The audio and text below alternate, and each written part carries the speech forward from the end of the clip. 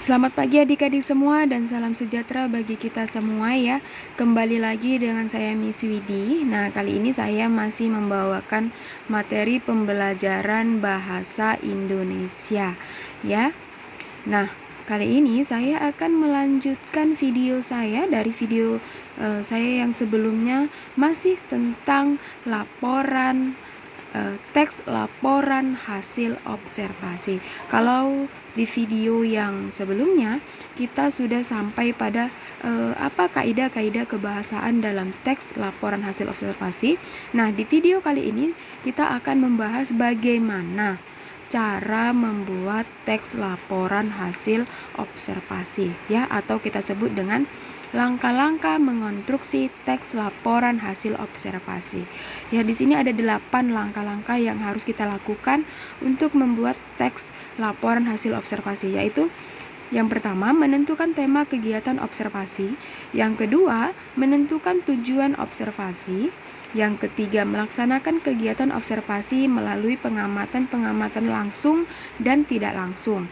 Yang keempat, menyusun kriteria aspek yang harus dilaporkan. Yang kelima, membatasi jumlah aspek yang dilaporkan. Yang keenam, mulai mendeskripsikan unsur-unsur yang dijelaskan sesuai aspeknya. Yang ketujuh, melengkapi teks laporan hasil observasi dengan data dan gambar. Yang delapan, ya, membuat simpulan laporan hasil observasi. Itulah langkah-langkah yang harus kita lakukan dalam membuat teks laporan hasil observasi. Yang pertama, tema, apa tujuan kita melakukan observasi tersebut, kemudian melakukan pengamatan atau melakukan observasi, melakukan penelitian terhadap apa yang ingin kita laporkan, ya.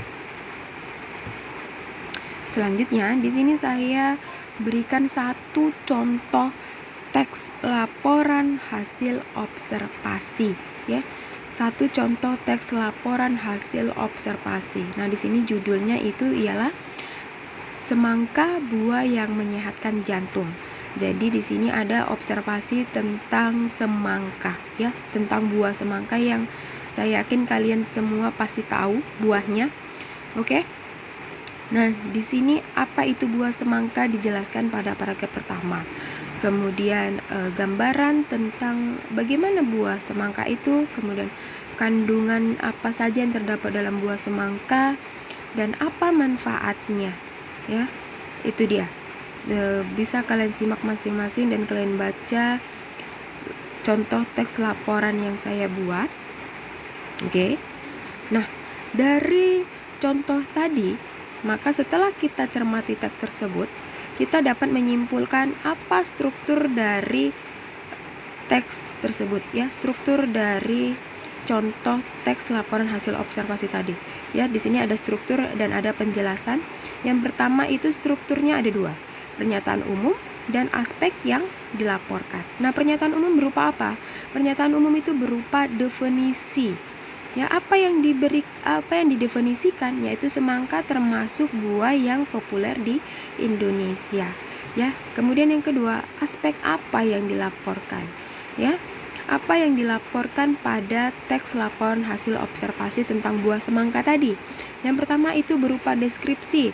Deskripsi itu ialah gambaran, ya, penjelasan tentang khasiat dari semangka, ya. Yang kedua, deskripsi tentang kandungan yang terdapat dalam buah semangka, ya. Jadi dalam teks laporan hasil observasi tadi terdapat yang pertama itu ialah definisinya.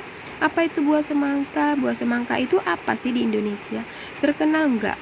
Nah, kemudian di paragraf selanjutnya kita buatkan apa khasiat dari buah semangka dan apa saja kandungan ataupun apa saja yang vitamin apa saja yang terdapat dalam buah semangka. Oke. Nah, yang terakhir ini ada tugas untuk adik-adik semua, ya. Tugasnya itu ialah buatlah satu contoh teks laporan hasil observasi dan analisislah teks tersebut sesuai dengan strukturnya, ya. Perhatikan contoh saya tadi. Oke. Perhatikan contoh teks laporannya, kemudian analisis yang sudah saya buat. Oke, silahkan kalian buat satu contoh teks laporan hasil observasi sederhana saja, ya.